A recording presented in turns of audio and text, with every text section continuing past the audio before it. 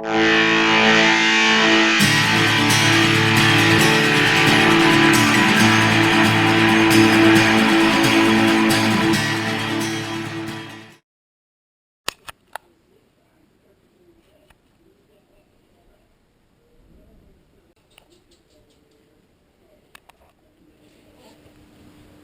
there and welcome to another Speedieclark production, and welcome back to the channel. So it has been a long time. It has been over 3 weeks and you're probably wondering what's happened, because obviously I was regularly minimalistic, uploading a film about once to twice per week, and I discussed a few things. So as you will know from the last film that I produced, so if you haven't seen it, go back and watch it. If you don't want to, then just listen to the commentary. It's up to you. So basically, I was over in Poland for Christmas and for training, ready for the Strathpuffer 24-hour mountain bike race, which was last weekend. And I got the flu. I was quite ill. I was bedridden for a couple of days. Came back from Poland, still kind of fighting, unwell, but I was riding the bike a little bit, but only in the turbo train. I was quite weak, but I wanted to keep my legs ticking over. Nothing hard. I did contract a chest infection. You shouldn't really train with a chest infection. And when I came back to Scotland and went back to work on the 6th of January, didn't have any time off work because I was ill during my holiday period. I felt fine to go to work and do all your kind of normal day shenanigan stuff in terms of work and my own business as well. But training took a dive. I just didn't have that energy to train hard. So a limit, plus with having the chest infection, you can probably still hear my voice. I'm still not 100% clear yet, and this has been dribbling on for like nearly 5 weeks now, which is absolutely chaos. So I wanted to still do the Strathpuffer 24-hour. We had the camper van booked, we had all the nutrition sorted, the team, everyone had booked their holidays at work, so the Friday and the Monday off. And I kind of know myself. I know when I'm in the thick of it, I can still kind of perform to a level, or certainly previously anyway. So long story short, went to the Strathpuffer 24-hour with very minimalistic training after Christmas. And I thought, with my pedigree and all the endurance cycling I've done, I thought, I'll be okay. You know, I can use the bike. I had the Mighty Giant Trans 29er. Super awesome bike, really loved that. I kind of had help with from pedal power, and I thought that'll get me by. You know, I'll just take my time, check my heart rate going up the climbs, and then really smash the descents and use the bike with the technical ability, the technology the bike has to get me through and make up time on the single track, the technical stuff and the descents. The day before we travelled up to the Strathpuffer 24-hour, I felt terrible, which was on the Thursday, my last day of work. I just got through the day at work and no more. We then had an issue. I was supposed to get a lift to pick up the camper van.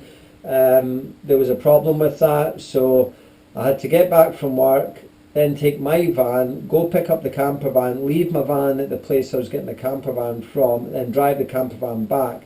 So I didn't get home till quite late on the Thursday evening to then get up early on the Friday morning to drive to the Strathpuffer 24-hour to then not really have much sleep at all. So I was already a bit tired. I needed to eat. I hadn't really eaten my dinner, which wasn't ideal because I happened to run around and get the camper van for a specific time. Got up on the Friday morning. I thought, I feel absolutely, I wasn't in a good place. So just filled myself full of as much food as possible, went and picked up Jimmy, Mark and Brian, the team members, and I felt absolutely awful. We drove up to the event, registered, and then I just didn't feel good at all. But I was enjoying the company, and we had a bit of an evening on the Friday evening, registered, but it wasn't the coldest Strathpuffer I've ever done. It was just slightly above freezing, 2 to 3 degrees. There was some sleet, snow showers. We then had some sun. The place was all mud, but because you climb a lot, the top of the course was still frozen. So I was like, what do I do? I'd crashed the previous year on a corner with just having normal tyres on, and the course was still quite frozen. So I decided just to have the ice spiker tyres on. Got up on the Saturday morning and I literally felt like I couldn't move. I could hardly speak. My throat was killing me. It was like glass. My chest was painful. And I thought, I can't ride. I literally can't ride the bike. But we went all the way there. I'm like, no, this is just... I've got a lot of stuff happening this season. I'm away to Portugal in March, cycling. And I thought, no, this is just going to be crazy. So I decided not to ride. However, when I was taking my dibber back to the main headquarters where the race started, to hand it back in and say that I wasn't starting the event, you know, everyone was out lined up across the course. They were ringing the cowbells, there was music blaring, the people, and just the atmosphere. I thought, I just can't turn up and not ride. So I spoke to the people at the start, the organisers, because the start had already happened. I said, look, you know, I'm really unwell, but I'm going to fill myself full of Lemsips and caffeine, and I just want to crack on and give it a shot. So like, yep, no problem. You know, people will be sleeping at night anyway. You probably lost about an hour and a half. So, you know, just do what you can. So I dipped in, had to walk back up to where the camper van was, get changed, jump on the bike, and then my lap time had already started from dipping in. So it was a really long first lap because I got changed and everything. And then I did another lap. So I was out for a few hours and my heart rate was absolutely through the roof. I was soaking in sweat even though it wasn't that warm. I just could not perform. I couldn't climb. I was like having a complete restrictor on. So ultimately I had to abandon. But I did get some laps in and a bit of training, and I just abandoned. One of my teammates went out, the other two riders didn't go. That was it, job done. My 5th Strathpuffer event, loved the event, super disappointed that I couldn't ride it to my potential. We go as a 4-man team, but the other riders just, you know, have a laugh, and they're not really like full-on cyclists, who just do it for a bit of fun. So I just treat it as me trying to do as many laps as I possibly can, even though we're a 4-man team. And I really couldn't do that many because I just wasn't well. My worst performance to date in that race. So not great, but it is what it is. So since coming back from the event, I didn't do myself any favours in the event, which I knew, but I still wanted to do it. I know I can hear all the coaches screaming at the moment, plus my own coach, super annoyed with me, but you know, I did it and that's it, done. I will listen, I promise, Gary. Gary. So it's done anyway. So I started back training again after giving myself the rest of the week off. Still didn't feel good, not great. So I backed off, just did some light spinning. And yesterday, Saturday, I decided just to do a fitness test. And you may all be wondering and screaming, what are you doing? But I did that for a reason. And the reason was I wanted to see how I am at the moment. Because my training's been terrible from Christmas Day onwards. Just because of illness. So I did a 10-minute warm-up. I did 20 minutes. Not flat out, but probably zone 4, time trial heart rate, not time trial pace, because I was way off the pace, not time trial power, because I was way off the power, but time trial heart rate. Now, to put it into perspective, for my 20 minutes, I've lost 60 watts of power. So between Christmas to now, I've lost 60 watts of power for an FTP. Which may sound like a phenomenal amount of power, and it is a phenomenal amount of power, but in 6 weeks, once I'm fully recovered, I'll be able to get that back and dialed in quite quickly. So all I'm doing now is just working on building back my endurance base, keeping my heart rate at 150 BPM or lower, no more. So I did a session today, 1.5 hours, at zone 2 heart rate, hitting into zone 3. So my average heart rate today was 152 for an hour and a half. Cadence, average cadence 94 RPM. So we'll build back, and now I'm just going to focus on getting better and getting fit for Portugal, where I'll be doing like 800 kilometers in like 4.5, 5 days, and doing some hill efforts to prepare myself for the time trial season, and then potentially a cycling record later in the year. But that's still to be confirmed because we're trying to finalise dates. Alright, so I just wanted to give you a little bit of an update of what's happening, where I'm at, the fact that I haven't really filmed anything because there hasn't been anything to film apart from me waffling on about how unwell I am and about how busy I am. As you know, I'm running 2 jobs. I have a wife, daughter and a dog, and I'm also training as well.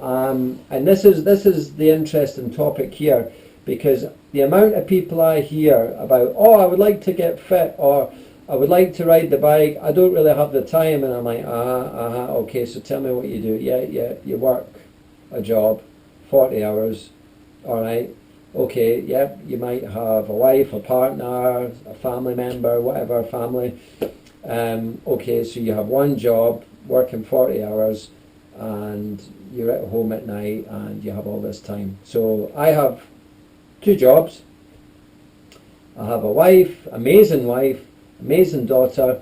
I have my little dog called Socks, and I see my family every single day. Granted, Tuesday, Wednesday, Thursday evenings my daughter is asleep when I get home, but I'm always there when she wakes up in the morning, and on the Monday and the Friday evening I always put her to bed. The Saturday afternoon we always have a nice afternoon together and play and do various things, and we have the Sunday as well. And I still train. So granted I haven't been well, so the training's been reduced, but I will still train between 5 to 13 hours per week, which is more than enough for what I need to do through smart training, using Training Peaks and Espresso Cycle Coaching that I've explained before. And I'm running the 2 jobs, and I still get time with my wife, and we still go do trips and spend time together. So everything's possible. It's about time management, it's about assessing what you really need to do, and about bang for buck. So again, as I've said previously, I know guys that are training 15 to 20 hours a week, and I can probably go a bit better than them in time trials. And the reason is, you know, they have that time available, I don't. So my training's very, very smart. So with key specific sessions, and I'll be brutally honest, I really don't enjoy the sessions that much because they're very hard, they're very nasty. They leave you feeling absolutely destroyed and obliterated at the end on frequent occasions. But they give me the gains to then go do the events which I enjoy, and I enjoy the feeling afterwards of being fit and healthy, which ultimately will increase my lifespan, hopefully. Alright, so that's enough of that. So that's the update done, but I just wanted to feedback on this. So this is a bag, Planet X. Check them out online, Planet X. Now they're doing this bag for £19, and it's an absolute bargain. So you get this awesome bag, many compartments. This is big enough to put your bike helmet in. You can have your water bottle storage. You've got the structural integrity at the back. You can wear it on the bike. You've got many different pockets. The bag is really very robust. It's a good bag. So good if you're just needing to take your kit, jump on a plane, go to another country with your bike, just take some minimal kit. It's very, very good. So thoroughly recommend it. So not sponsored in any way. I purchased this with my own money, and I actually purchased the second one as well. But check out Planet X. They do great cycle clothing, Karnak helmets, everything's super cheap price, but the quality is really good. And in terms of the safety ratings, they're on par with helmets 4 to 5 times the cost, and equipment 4 to 5 times the cost. I can't complain about the products at all. I've got nice Castelli cycling equipment. I've got, you know, Callis. I've got Cask helmets. But in terms of the Planet X stuff and Karnak stuff, to be honest, it's just as good.